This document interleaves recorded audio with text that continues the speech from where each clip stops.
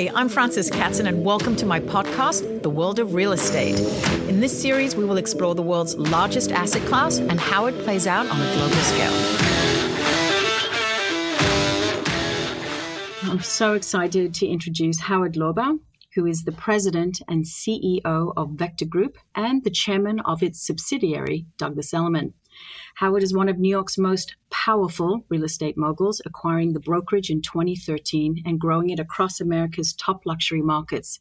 He's an active member of the Jewish community and a true New Yorker.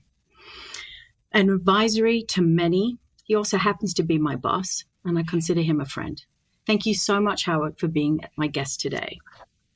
My pleasure. Pleasure to be here. But I think most people that know you would say that you're my boss, Francis. Touche. You always flip it on me, always. So let's start with our first question today, which is, how would you describe yourself? That's probably the toughest of the questions.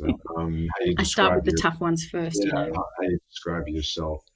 I think I'm or try to be, in most cases, a pretty understanding person. I guess one way I could maybe describe myself is, and I used to tell my children this for years, and I think you've probably heard me say it to lots of brokers.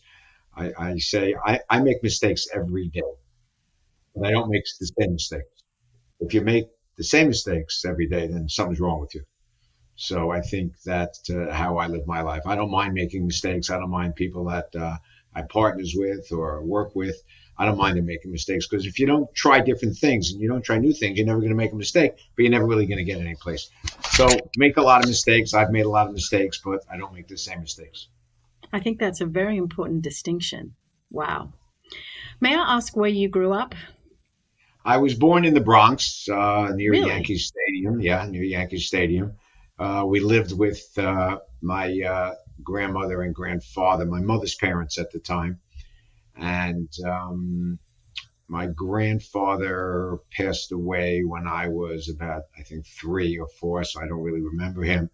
My grandmother, when I was 8, my grandmother decided to sell. She had a 2-family house and decided to sell it and then give the money to my parents. And we bought they bought a house in Paramus, New Jersey, which when we went there was sort of just all farmlands. It was the suburbs, and we moved. My brother, let me just think. My brother wasn't born yet, but my sister, myself, my grandmother, my grandfather had passed away, and my mother and father. So we moved there to Paramus, and a very tight family, very close. It was. Well, I think that's the only way that we could have done it, because the house was worth enough money to buy the house in the Bronx, to buy the house in Paramus.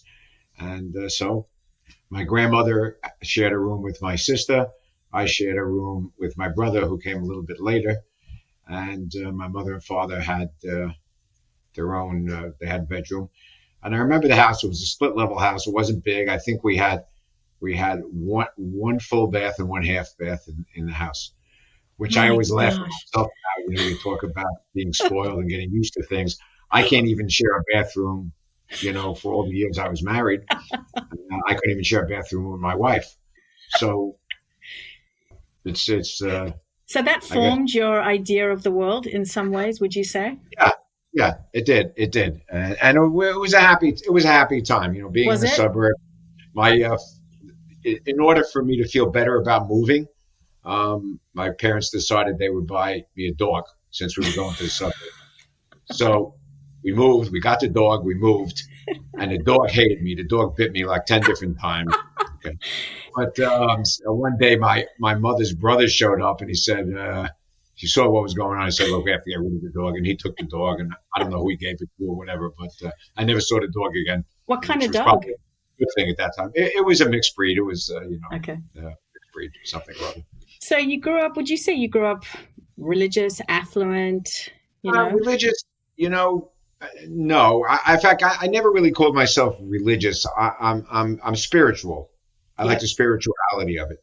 I don't like, I think there's a very, very small difference from one religion to another. to begin I with. agree. So you can argue the little differences, and come to whatever conclusion you want. But I like the spirituality of it. I go, I go when I want to go. I don't feel like I'm obligated to go to synagogue all the time, so I go when I want to do it. Yep. And when I started coming out to Southampton, that there was a new synagogue, which was Chabad, and I went once to a Saturday service. It was like 3 hours. I wanted to kill myself. So Friday night, I found out the Friday night service was only about 35 minutes. So when I'm in Southampton and I'm not going out early or whatever, I go there. Do you? And I actually enjoy it. So it's a spiritual thing. And my father at the time, when we moved to Jersey, I think he was involved in the original group that started what was called the Jewish Community Center of Paramus. Oh, wow. And so we went there, but it was a conservative. So it wasn't pushed on you. It was just an exposure to. Look, what was pushed on me is going to Hebrew school, because I never met a kid that liked Hebrew school yet. So everyone sort of like part of the religion. You hate Hebrew school. Yeah. And were your parents born in America, or? Yeah. They both were born in America. So my father's father, my grandfather, my father's side, was born in Poland. My mother's mother and father were from Saloniki, Greece. So they were Greek Jews, right, you told which me. is a whole another story. But they left Greece early, like right around the end of World War I. So thank God, because the story with the Jews in Greece was, when the Nazis invaded Greece, they basically wiped out all of the Jewish population of Greece. And they sent them to Auschwitz, and everyone perished. And I remember discussing it with my grandmother, because she used to have this view. She used to say, the Greeks were great people, but the Turks were terrible. Yes, the Turks were barbarians. So one day I'm in school at probably middle school, and I'm in a history geography class, and all of a sudden they're showing, because Greece and Turkey went back and forth. Yes. Saloniki was three different things. It was part of the Ottoman Empire. Yes. Then at one time it was Turkey, then it was Greece, then it was Turkey, then it was Greece again. So it was back and forth. But I figured out, and looking at this map and the timeline, that when my grandparents were born in Saloniki, it was really Turkey. So I went home that day and I said, Grandma, you've been telling me for all this time that the Turks are barbarians and the Greeks are great, but you're really a Turk. So she went crazy. She didn't talk to me for a few days about that, because I was very insulting to her. But we got past that. Now, how does a Greek family meet a Polish expat? How did that work? I mean, your grandfather was Polish on your father's side. My father's family. My father's family was Polish. My mother's was So Greek. how did that come together? They met in New York. They met in New York. They got married fairly young, and I forgot how they met, but they both lived local. My mother actually lived on the Lower East Side. My father not too far from there, so it was interesting. What the Lower East Side was then compared to what the Lower East Side is now. And it's also interesting. My mother lived there because when her parents came from Saloniki came to America, that's where the Greek Jews were going. In fact, there's an old Greek church that still exists there on Broome Street, actually. The part of Broome Street that's really not Soho, but the part of Broome Street. And it's been there forever. And that's where they moved to. And that's where my mother, stayed for a while. Wow. So they met in America as immigrants. My mother and father. Yes. Your grandparents.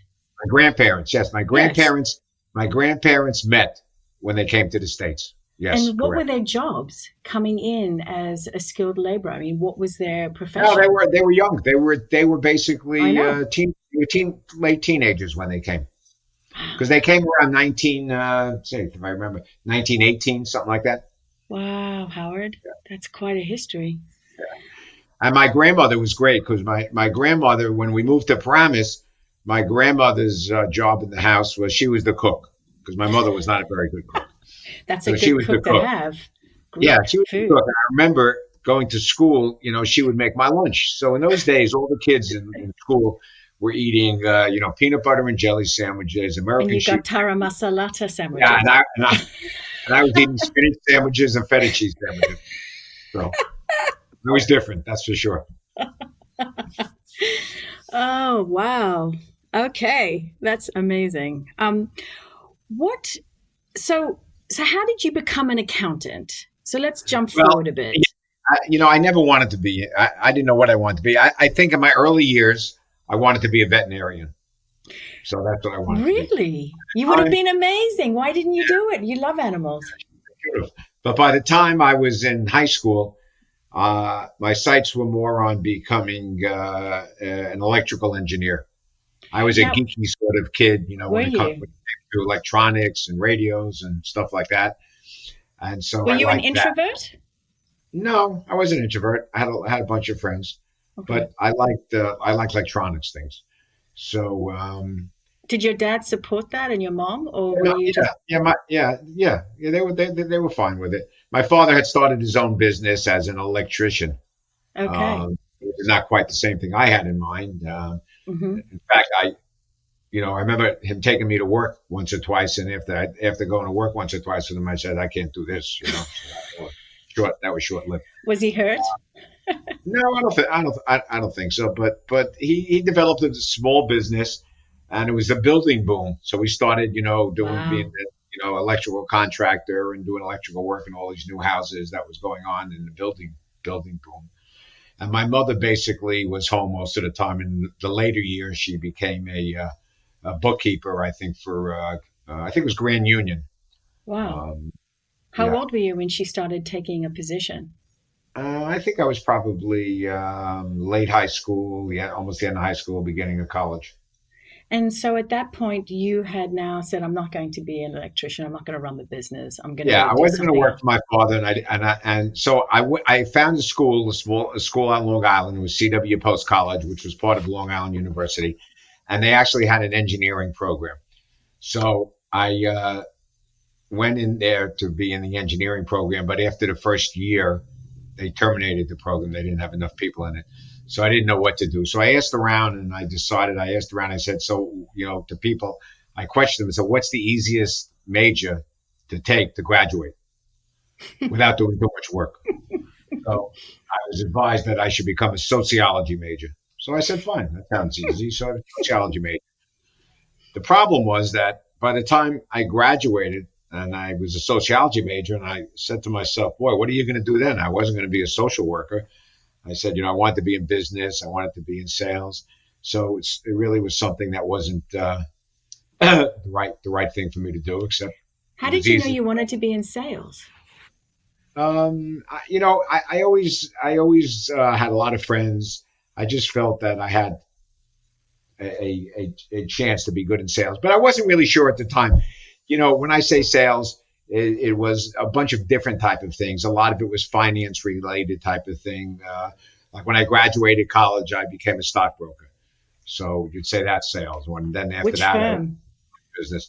So but one thing I realized right away, being a stockbroker, for instance, is you have to understand finances. You have to understand how to read a balance sheet and a profit and loss statement. And I really didn't have any training in it. So I went back to school and got a master's degree. I Wow. never became a CPA because there's a work requirement to become a CPA. Okay. So you can have a degree, but so I Got wasn't it. a CPA, but I had an accounting background, and then I took a master's degree in tax. So I was very good in Huh. accounting and tax, and that really helped me a lot going into business. And how old were you at that time? Because you had gone back Well, now. then I started college. I was 18, but I Yep. worked since I was about 13. Wow. I think my first job was at a pizza parlor around the corner from my house. Get out. Yeah, Were and you rolling the dough or prepping I it? was pretty good. I actually could flip the pizzas, and I was Stop. this Seriously? I was this chubby little Jewish kid like in a pizza place making pizzas. It was pretty. It And how much was were you pretty. making? I don't even remember, how much could have been those days. $1 an hour? I don't Did know. you have So fun? Did you enjoy it? I liked it. I liked it. Then I left for a bigger job. I became a busboy at the IHOP, International House of Wow, IHOP. Yeah. Wow. And then I went from there when I was about 15 or 16. I went and I worked in a gas station because I was into cars, which I think a lot of kids that age are into cars. And I was pretty good. Besides pumping gas, I was, in those days you had to change spark plugs, tune an engine. I was pretty good at that. So I liked it. I was, maybe that's part of my being mechanically inclined. So that was a lot of fun. And so you got a lot of exposure into all forms of hospitality, of service industry, of entrepreneurial. I like to work, Yeah. more fun than doing nothing. Yep. And obviously in those days, it really wasn't the money, but there was the money to some degree. Yeah. And so it was a lot of great experiences along the way, for sure. So now fast forward, you've graduated, you've got your degree, you've now got a background in tax, a CPA. Now you want to be a stockbroker. So now what happened? Not a CPA. Sorry, but to sort of get into the backbones of it, of accounting. Right. So now where do you go? What happens next? So as luck would have it, it was pretty bad stock market. So I couldn't get a job in any of the big firms. It was tough. And with my background, they were taking top people from top schools. So in any event, I found a small firm in New Jersey, in Fort Lee, New Jersey, which you got hired because they don't pay you anything. You have to, make cold calls and get clients. So you eat what you kill, basically. Yeah. And interestingly, it was a very interesting experience because the market was terrible and I was good on the phone. So I'd be calling people. I opened up so many accounts and I figured out why. I never lost the people any money because I wasn't in the business. And everyone I called was losing money with their existing broker. Now, so if I was their existing broker at that time, they would have been losing money with me also. So I cold called, I opened a lot of accounts, and I started to build the business. And I did that. Then I was able to get a job at a better firm in New York City, which I did. And then after that, I was doing. It was a small firm. The first one was called Furkoff Rogan. It was the Furkoff from the Furkoff family, who I think were the founders of Corvettes. Remember the old Corvettes department store? Wow. You're too young to remember that, Francis. But I'll take that. Thank you. Yeah. But it was. And how long were you there, Howard? It was fun. Well, my whole stock brokerage career started in September of '70 when I graduated college. And I left at the end of 74. And so it was about 4 years. You did well. And it was 4 years of a lousy market. So I didn't, to be honest. Okay. It was a terrible time. The worst time for a stockbroker when people are losing money was around tax time because their accountant did all their tax stuff. And they'd call you up and they'd say, I can't believe how much money I lost in the market with you. And, I never knew what to say. So after a while, I came up. The only thing I think I could say to maybe stop the conversation. So they complain about it when they tell me how much they lost. And I'd say, oh, well, that's not bad. I thought you lost more. I don't know if they all laughed like I'm laughing. They all laughed, but that stopped the conversation anyway at that particular point. Okay, so now fast forward. After that time as a stockbroker in a lousy market, what next? Okay, so then I decided that I met some people, and actually my father-in-law at the time was a CPA. Okay, so you were married? Married. Yeah, I got married right after. He was a So CPA. He was an accounting professor at the school I went to at CW. Mm-hmm. And that's why his daughter was there. That's where we met. Okay. And he was doing. So he was also he was formerly an IRS agent, and he was involved in the in those days there were Keogh plans, small pension plans, doing that side because when you're a professor, a full professor was like you only were really working 2 days a week or 3 days. Got it. So you need supplemental income and a job. Got a lot of time, and so he told me about it a lot. And when I was a broker, we used to do things together. So in those days, like the most you could put into a Keogh plan was, let's say, I think it was $7,500.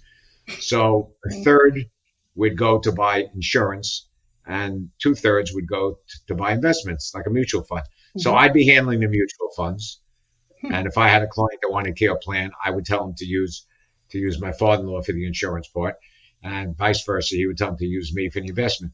So I was handling $5,000, and I'd buy him a mutual fund, and maybe on that I made $300. He would take the money for the insurance, which was $2,500, and he'd be making like $2,200. $2,500. And I said, "Boy, disproportionate, isn't it?" Yeah, I said, I'm in the wrong end of the business. I got to do something about it.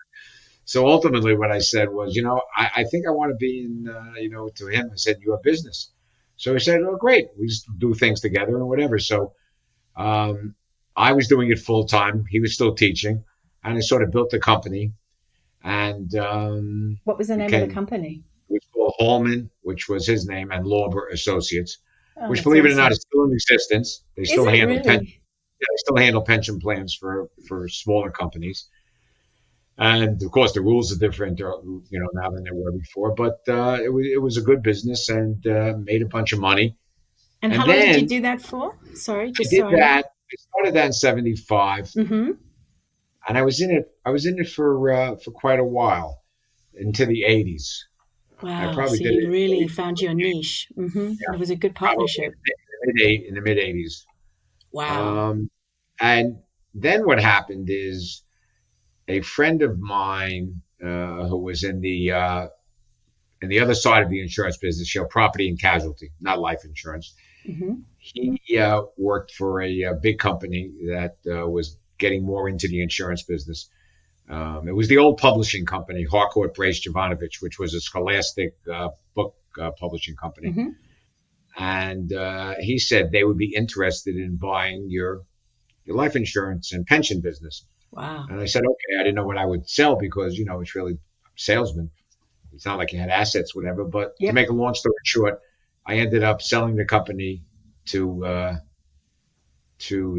them. And made a bunch of money, and then was still running it, and it was actually. So you kept your control within the company after selling it. I didn't have control. I worked for them, but we had a different financial arrangement. But it was good. What was the best part of it? The experience was that they were a very big public company. I had to do more reports. I was used to doing things myself. I had to send reports on everything. Okay, but what I realized after about 6 months.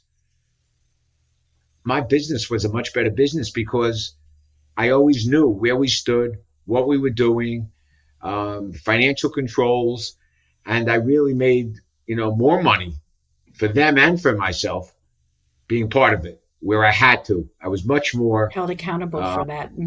Yeah, it was very serious in doing it the way they wanted to do it and what should have been done. So they were right because they're a big company. But I never thought about it when I had a small company, but I operated the small company as if it was a big company. And it was fantastic. I'm not saying I loved every single part of it, but it was fantastic. So let's just take a moment. So you had sort of found a niche, grown it, developed it, enlarged it, sold it, kept within it, and then learned how to really run it so that there was an articulation and an accountability to it on a day-to-day basis.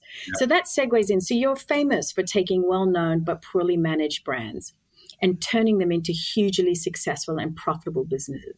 So I would suspect that comes from the backbone of this time of scrapping, building it. It definitely helped.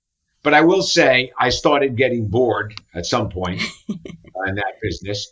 So that is when I decided Nathan's, the hot dog company, came up for sale. It was a public company. And a couple of guys I knew from the neighborhood were trying to take it private, but they couldn't raise the money. So they came to me and I figured out how to finance it. And we took it private, took control of the company. And that was like my model for the type of businesses I liked because it was a great brand name with very mediocre management. And what I learned is that, that's the ideal situation to buy a company like that because it's funny. If you have a great brand name, a strong brand name, no matter how bad the management is, they generally survive in one form or another. Okay, maybe they're not growing, but they survive. And that's great, because if it's a great name, a great brand name, and great management, what could I do to make it better?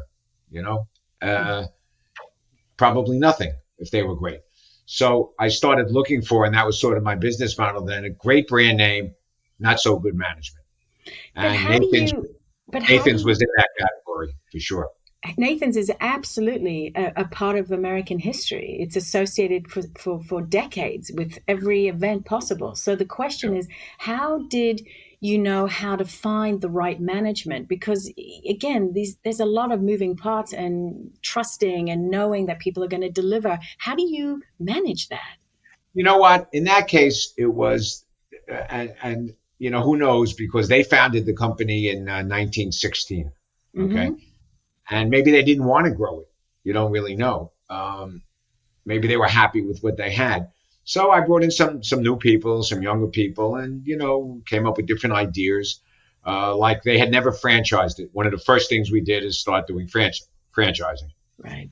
And then later on, which is a big part of the business today, is we did a licensing agreement to sell Nathan's hot dogs in supermarkets. And that's the biggest profit center, you know, right now of the company. Is that right? Wow. And so, for instance, during this period of time with the coronavirus issues, the stores and the franchises not doing well, but the supermarket sales, you couldn't get enough product. So, because everyone was going to the supermarket buying, you know, frozen goods, because they were worried about not having food. So we did very well, you know, in that part of the sustaining business. That, right? Yeah, not so well in the other parts, but we still did. You know, we had a pretty good year because of that. And then I also, along the way, around the same time, I started working with a fellow that I had met in a bar restaurant a few years before. That was a real entrepreneur. He was buying and selling companies, rebuilding them, and so forth.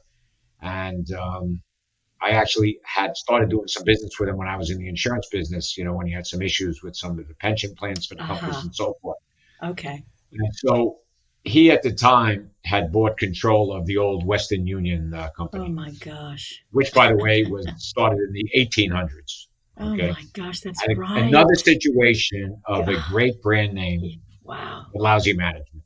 Wow. So we sort of segued out of Telex pretty much went out of business when fax machines came in, right? Right. So Telex business was going way down. Got it. And we went into, we went into the money transfer business. And there was a lot of debt on the company. There was like $1 billion of debt at very high interest rates from the 80s. And, but we were able to put it into a bankruptcy and restructure it. And during that period of time, build up the money transfer business, and ultimately sold the money transfer business in a bankruptcy court auction for about I think it was about $1.4 billion. So we owed $1 billion. So we paid off all the debt, and now we had a company with nothing to operate for $400 million. Wow. In cash. Brilliant. And that, by the way, is the company today. That's Vector Group, and also owns Douglas Elliman. Okay. So I'm jumping around a bit. So why Douglas Elliman? Tell me how that came to be. Well, Douglas Elliman fit the pattern where I was just telling you. Another company with a great name, started in 1911. Okay. And I wouldn't say bad management. I think one of the problems there was the fact that they were sold a few times pretty quickly. Mm-hmm. So you didn't really have stability. And yes, I think it was partially the management they chose that I didn't think was great. But having said that, I had already gone into the real estate business by buying a share in Dottie Herman's company. Mm-hmm. She had a partner at the time. It was called Prudential Long Island Realty. Got it. And came to me as a deal where they need some money because they're in financial trouble. So put in some money and met Dottie. She was great. Met the partner. He was a disaster. And so I know why I wasn't successful, because he wouldn't let Dottie do what she was capable of doing. And so we had to make some changes there and did it. and then we wanted to come into the city. And I had known that I knew the person that owned Douglas Elliman at the time. He owned two companies. He owned Douglas Elliman on the residential side, and he owned a company called Edward S. Gordon, which was a commercial real estate broker, quite a good one also. So he had owned both the companies, and it was public. It was called the Insignia Group. Yes. The stock was not doing very well because lots of times these, businesses and whether it's commercial, residential, real estate, they're cyclical businesses. They don't go straight up. Correct. And the stock market likes companies that have constant earnings growth, right? They don't like going up and down and up and down. Too scary. So it wasn't doing. So I had a feeling that he was going to sell the company. And I called him and I said, look, I'd love to buy Douglas Elliman. And he said, well, we're not selling it now. And it was about 6 months after that, I was going into my office building, and I got in the elevator and I looked up, and the owner or the principal stockholder and the CEO of the parent company was on the elevator. So I said hello to him. He got off at a lower floor. I went up to my floor, and the first thing I did was call down to the concierge desk downstairs and asked them who was on the I think it was the 32nd floor, who was on the 32nd floor. And so I found out it was a private equity company, and with a little research, I found out that private equity company he went to see was owned CB Richard Ellis, which was a big right. Still is a big commercial real estate broker. Mm-hmm. So I just had that feeling he was going to sell that business. And the Howard intuition kicked in. Oh, yeah. So I call him. I know he's not in his office, but I call him in his office and I leave him a long voicemail. And I basically said, look, I know where you are. I know who you're seeing. I know you're probably there trying to sell, Edward S. Gordon to CBRE. I want to buy Douglas Elliman. Call me. So a few hours later, he called me. He said, how did you know? I said, well, it's pretty easy. And I told him the story. Easy to find out. So we laughed. And he said, I would do it. But here's my problem. I'm ready to sign a deal with another company that's also in your business, in the real estate business. Mm-hmm. But we have a problem because we will need permission from the FTC because between them, they had a big market share in the city. So they would have had an antitrust problem. So I said, look, I have no problem because I don't have anything in the city. So if you just send me the contract, I'll pay you the same money. We don't need the FTC approval, and we could get the deal done quick. And he agreed, and that's how it happened. And that's how amazing. That's amazing. Wow. So in that vein, do you have advice or thoughts on how to use boom times as a way to prepare for the busts and vice versa, as we now are in such a tailspin? Yeah, I mean, look, when you talk about tailspins, look, you have to start off with the basics, okay? People are not going to stop, as it relates to like Douglas Elliman, people are not going to stop buying real estate, okay? They may change their habits for short times, but as I've always believed, I said, Americans seem to have a very short memory of bad events. Mm-hmm. Now, having said that, this is sort of worse than a bad event. This is a very bad event that we've had, okay? Yeah. So I'm not belittling it. Historic. And, if you look at 9/11, you can say, wow, that was a horrendous event, and it was, and, terrible, lose 3,000 people in one event like that. But having said that, the markets recovered, the real estate recovered. It didn't take a long time because after September 11th, there was no business till January 1st of the next year. So a few months, 5 months. And then we made up all the business we didn't do in the prior 4 months, plus a good first quarter in the new year. 100%. I think people thought downtown was over, that no one would live downtown, and it's now rallied more than uptown on some level. So I don't think New York is over, and everyone points to New York. And I'll say this. I think New York had its issues before this, and basically because of the politics of New York, because of the government in New York. And whenever they needed money, they tried to take it from the real estate industry. And it just doesn't work because all you're doing is going to push people to go to lower tax or no tax states. And that's really what's happened. That's exactly what's happening. What's happening now. Yeah. But ultimately, people don't want to, and there were people, look, there's no city in the world like New York. Okay. And I didn't know New York that well because I grew up in New Jersey and, lived in Long Island for a while until my to raise my kids. And then when they went off, moved into the city. And I have a 180-degree different view of what it was, what I thought it would be. I think it's the greatest place. It would be? I just thought it would be weird to raise children in New York City. Mm-hmm. Okay. Mm-hmm. And I see now it has so much more to offer. Okay. I think it's the greatest place to raise a family.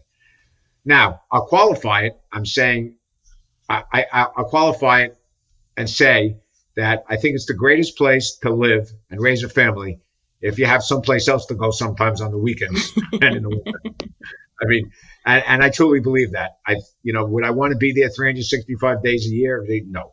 Okay. Yeah. But there's always going to be people, no matter what, that want to be in New York or have to be in New York because of their jobs and so forth. Yeah. Now that may change a little bit also now. Yes, I was just going to say we're dealing with I think all those things are going to have an effect, but it's not going to mean that New York real estate is going to be worthless.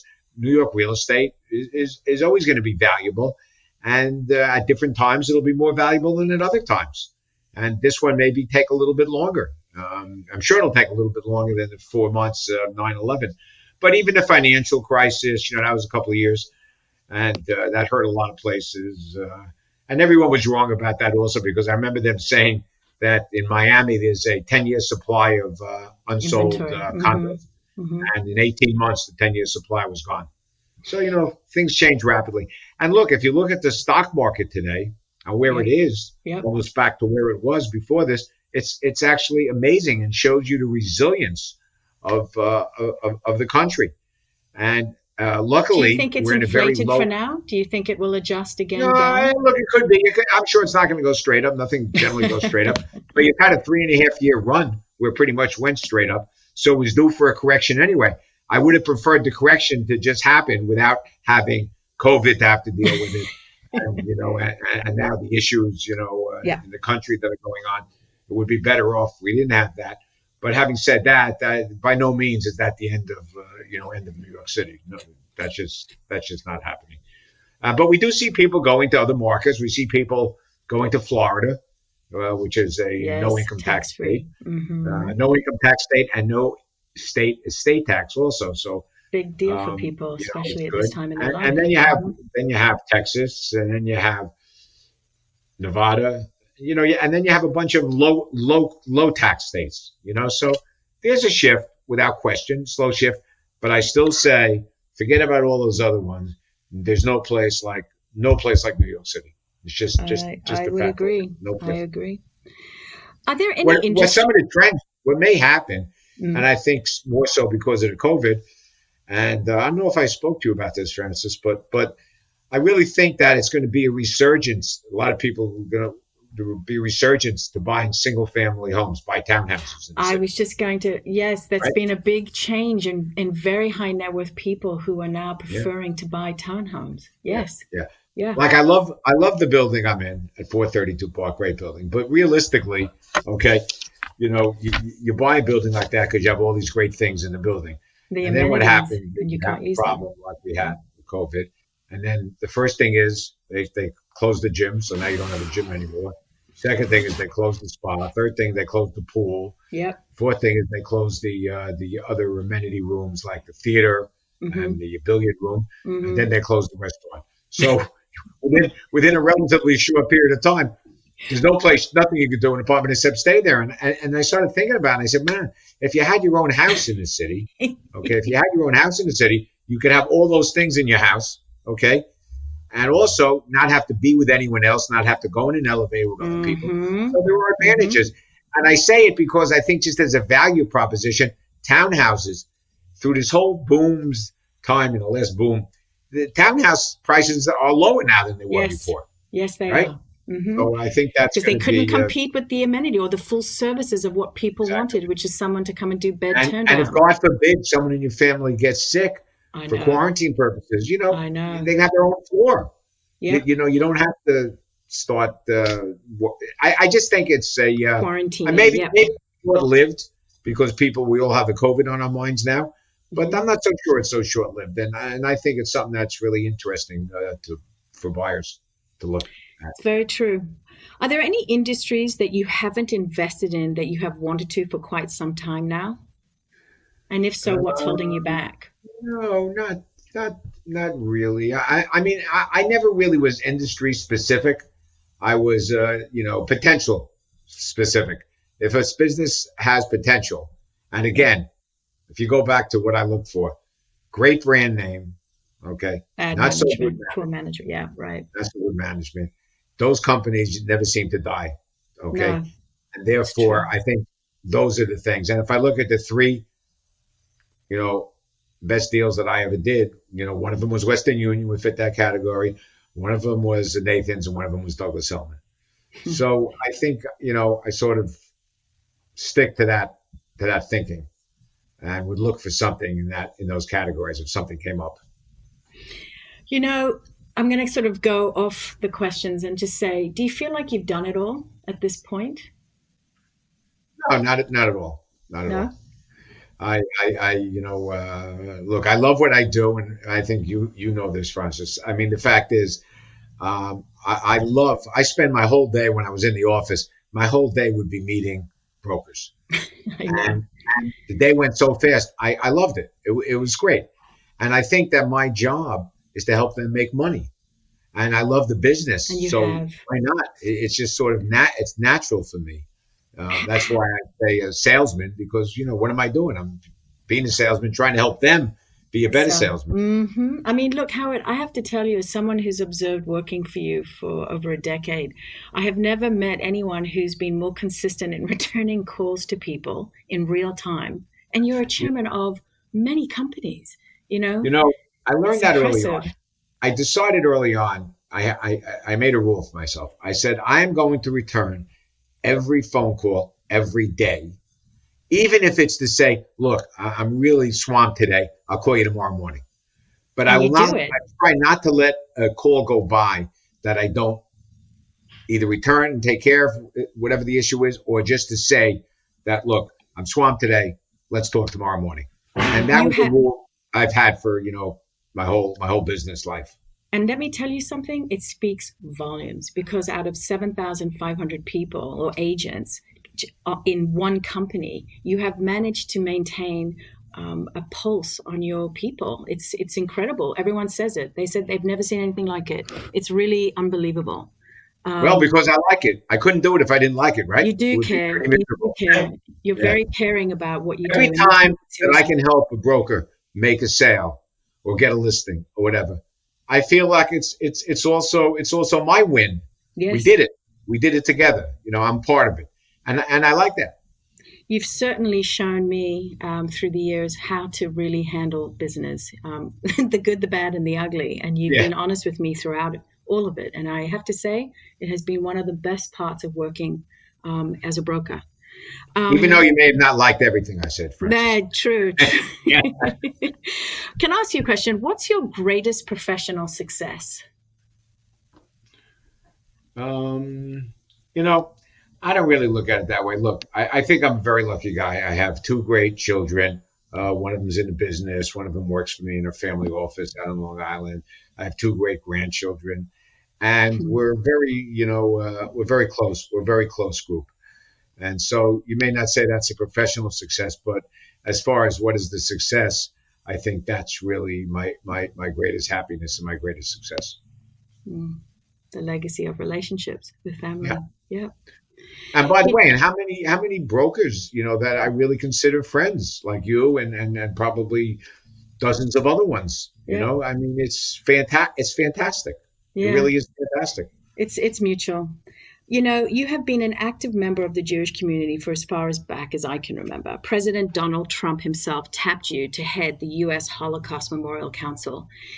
Would you mind sharing a little bit about that process Sure, for you? We've covered sure, a little bit about your family background, sure. but it's a very touching point for you. I've seen you really get quite touched by it. So can you Yeah, speak to a little bit about that? sure. Sure. Well, first of all, I know the president from when he was just a regular real estate guy in New York City. So I've known him for probably 35 years. Never thought I'd see the day he was president, but here we were, and it happened. And he asked me to come see him after he won and to discuss what I wanted to do. Mm. And I thought I knew what that meant, but I wasn't so sure. But of course, what it was is there's something in Washington you want to do. And I basically was pretty quick in telling them no. I surely did not want to give up things I love to do to get involved with politics in Washington, D.C. Was it interesting idea for a moment? Did it even, No, did you, no, really? it wasn't interesting. It wasn't interesting. Because before he had called me, I already thought, that would happen. Mm-hmm. And I started asking around about what I could do that I would enjoy. And I actually, had a good friend from Denver that basically, there are basically 4,000 presidential appointments any president can make. About 1,000 of them require Senate confirmation, which is that whole tedious process, and about 3,000 are just appointments. He can appoint who he wants. So I'm speaking to my friend. He sent me the list, so I had the list that I'm looking. And then I said to him, so Norman, I said, what do you think? He said, well, Howard, I'm going to tell you something. If you could get the appointment as the chairman of the United States Holocaust Memorial Museum, it would be the greatest thing for you in the world. And he then gave me the name of a former person that was named chairman of the museum by Bush. And he told me what the guy was going to say, but I called the guy. He's from Texas, and I waited for him to say, and he basically said to me the same thing that my friend Norman said. He said, Howard, it was life-changing for me. That's what he said, life-changing. Wow.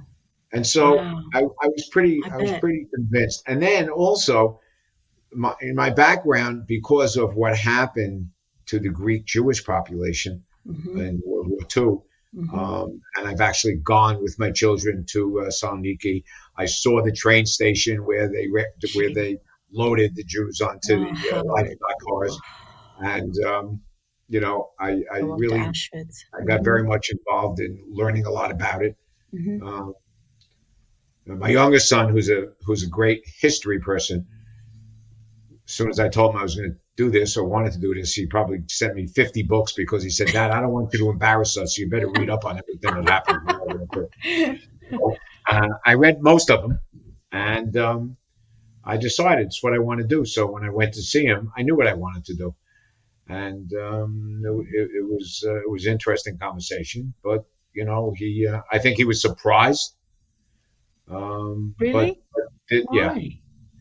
Because he was thinking other things. And I was honest with him. I said, look, if I wanted to come to Washington, okay, the only other thing that I would really consider, and I'm not saying this because I'm considering it or did consider it, but the only thing I would consider if I wanted to go to Washington to begin with, start with that, is I say that I would really like to take a run at being the head of the VA. Wow. And the reason I said that was because, number one, I was never in the armed services. So I feel that what's left to serve your country, and also, like a lot of these companies I've been involved with, the VA was such a mess. I know I couldn't fix it. No way you could fix it, but I know you could make it better.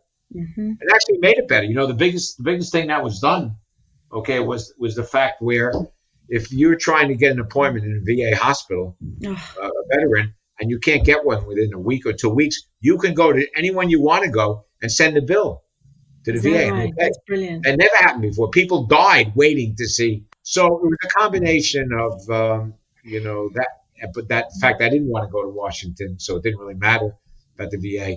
But because of everything I learned from what happened to the Jews in Saloniki and Jews from all over the place, 6 million perished, that I had a strong desire. And then I always remembered when my grandfather died when I was about 3 or 4 years old. And I remember asking my grandmother what happened to my grandfather. And I remember her telling me that, we lost like every single relative and every person we knew perished and was sent to Auschwitz and perished. And we were lucky enough to leave very early, and obviously that's why we're here. And, it really got to me because I didn't know what she meant was that's why he died young. I didn't know whether that, God Sure. forbid, meant that he took his life or whatever. Sure. And I always was upset that I really didn't get into it more. But I was a kid at the Yeah. time, It's hard to so know how to ask a question like that. I didn't really think about it. But so there were those things that were and then growing up in a household where my grandmother made the Greek food and the customs and stuff, and also the bad part of it was I never learned any Yiddish or Hebrew That's too bad. because That's they had too their own bad. language. They had their own language. They had a language called Ladino, which is similar to Spanish but with a little bit different than Spanish, I had and no that's what idea. they all spoke. No Because the idea. original Jews that ended up in Greece all came from pretty much from Spain during the Inquisition, so they spoke their own Their own language. dialect. My gosh, I did not know that. Yeah. That's so you found it to be incredibly It is. It meaningful. is. It is. It is amazing. Yeah, it really is. The people are so dedicated, and you get to we meet survivors. That is less and less each year, I know. but it's the most humbling and also at the same time interesting and exciting experience. Um, it really is. It is a change of life. It's something that is just beyond description. And now it's a tough time also for the museum. So, we're creating a Zoom museum or something. Wow. It's hard, and who knows when these things will reopen. Yeah. You really don't know. The good thing about the Holocaust Museum is that it's a quasi-federal institution because half of the funding comes from the government, from the federal Okay. government. Okay. So it's a little bit easier. As you saw in that first bill, they gave money to the Kennedy Center, Yes. which was criticized. But having said that, it is an important place. It's a And hugely and, important place. and It when they surrounds closed the it art down, as well. when they closed that down, there was no revenue because their revenue came from performances and Yes, I performed there. fundraising efforts and Yes. restaurants in there, and the museum is not quite in that position. So so I was at first I said, "Wow, why is that really where you want to spend money?" But then I thought about it and I said, "You know what? Yeah, I think that was a good thing." I danced at the Kennedy Center. That's a huge grounding Yeah, well, that was space. an honor. Dance at the Kennedy It Center, I'm sure. was. It was an absolute honor. May I ask you, what keeps the fire burning within you and keeps you going? Look, I think the one thing you don't want to do is get bored. Okay. I used to say whenever I got bored, I got in trouble for doing something I should have done. So I don't want to be bored. I make a bad investment. I make bad things. All that. I rather keep busy. So as long as I'm, healthy and which I am and can work, I'm going to keep doing it. I I'm going think to keep that's doing it. fantastic. I mean, I think there's been conversations about you retiring or selling the company. Yeah. I mean, can we talk about that white That's elephant? always gonna. Look, I never comment on rumors. They're all rumors. But I will say that every company, when COVID started, pretty much every company spoke to every other company. Like, what are we going to do? What's going to happen? Whatever. And my guess is by the time this is all over, there will be some companies that get together, whatever. Who knows? Mhm. You never know. Look, If you ever I did will sell always the do. company, would you ever sell it to a group, a consortium? Would you allow people within the Look, company to I take I leadership? never say never. Okay, I Okay. never say never. Everything So is politically always open. correct. As long as I believe that I'm protecting the employees and our brokers, that's really all I care about. Okay, and I'm not the only one in the world that can do that. So I think whatever. But right now we're stabilized. We have a lot of money in the parent company, so we don't need to do anything. But I'm sure there are others around that will need to do something. Um, Can at you some point. got it? I mean, can you summarize what we can expect from New York real estate markets through the end of this year? No, I wish I knew. You know what? I Yeah. think we'll know pretty much after we open. But the markets, as we know, look, Long Island has been good Yeah. because people are going to the suburbs. The And Hamptons has been Connecticut. great. Yep. Hamptons Hmm. has been great. Connecticut, Westchester picked up.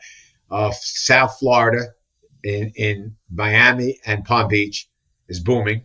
Yep. Okay, California is sort of like in between, and those are the important markets. Okay, Hmm. Hmm. and the city, you really don't know because there were deals left over from before. It looks right now that we're probably running at about maybe 50% of what we were Wow. pre-COVID. But that could be a little bit less. Some of that may have been old deals that are just finally getting done now. But I think we'll know pretty much a few months after, and surely by the end of the year, we'll have a pretty good idea where we are. And we've made some moves to make sure that we're okay. And I said, and we have, a lot of money in the parent company, which we can use if we need to. So I think it's good. I mean, Okay. honestly, if there was someone for us to take over, that was a good buy and put it together and be better for everyone. I would surely be happy to look at it. Interesting. Okay. And what kind of advice would you give to people who are entering their career, starting in this business now?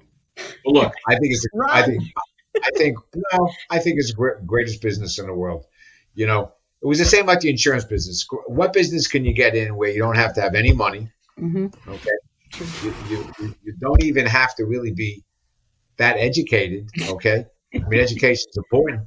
Yep. I mean, the one common thread in great brokers is you don't have to have money. You don't have to be the smartest guy on the block. What you have to be is have a tremendous work ethic. You have to work like a dog. Yep. And I know you're like that. And that is the way you can be very successful in the real estate business, but probably also in almost every other sales business. You outwork everyone else and you'll be very, very, very successful. And in your opinion, is there someone along your journey who you would credit as your mentor, or as the culmination of, is it a combination of people for your success? It's a combination. I'd say on the business side, Ben LeBeau, who was the guy that had Western Union, and I met him and we started doing things together. And then, then I ended up, working with him for years, and he's retired now. I would say that he was one of them, but there was so many others, as you go along the path, in different businesses and so forth. And you sort of try to pick pieces out. I'd say my father-in-law in the beginning was very, very important to me, because I was a kid, trying to sell professional type of things like stock, bonds, or insurance, whatever. And he was the gray-haired guy, although I got gray pretty quick. And he was a CPA, he was a former IRS agent, so it was sort of bird's eye view. My hard work, his credibility. I built it mostly on his credibility. Yep. Wow. Well, I have to say, this has been very special to me. Thank you for taking the time to sit and do this. You're amazing at what you do. And it's been very special working with you for all these years, Frances. Oh, I'm going to get all chuffed now, Stay safe, stay well. Okay, you too. Thank you. Thank you. Thank you.